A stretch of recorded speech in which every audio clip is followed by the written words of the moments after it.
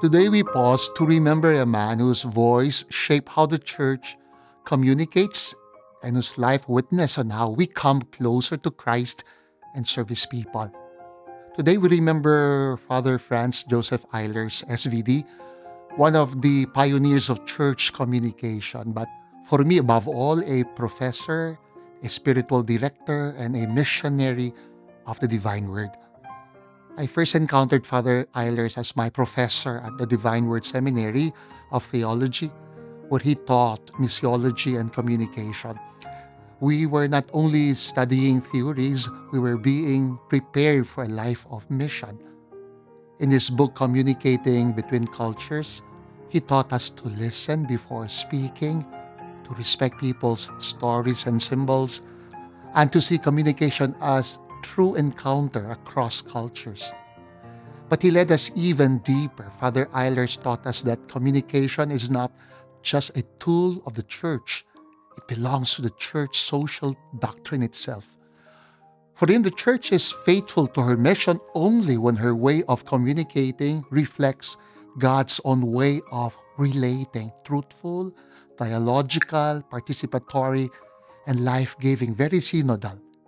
A church that speaks without listening, decides without dialogue, or protects itself without transparency fails not only in communication, but in its moral and social mission.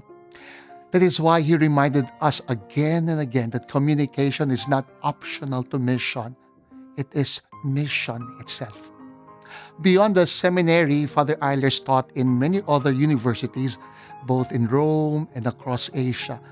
Wherever he taught, he carried the same conviction that mission, communication, and prayer are inseparable.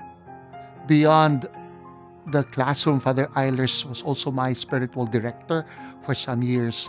He always emphasized that the heart of missionary life is a personal relationship with Christ, rooted in faithful and disciplined prayer. On a deeply personal note, he was also the first SVD priest to visit my family when I was still a young seminarian. It was a simple visit, but it revealed who he truly was, a pastor who believed that communication begins with presence. 2 days before he died, I noticed that he was not in the chapel for the early morning mass. Concerned, I asked the rector to check on him. He was found in his room, still alive but unwell. I went to see him, and that became our last conversation. We spoke simply about his health, about seeing his doctor, and in a quiet, almost playful way, we even joked a little about death, not in fear, but in the calm trust of someone ready to entrust everything to God. Father Eilers also played a decisive role in shaping church's vision of social communication in Asia through his work with the Federation of Asian Bishops' Conference. From his office at the Catholic Trade in Manila, he supported communication initiatives and publications across the continent and worked closely with Radio Veritas Asia.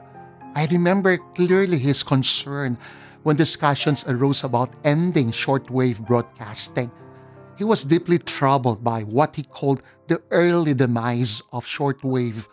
For him, this was not about technology, but about people, especially the poor, the remote, and those without stable internet access.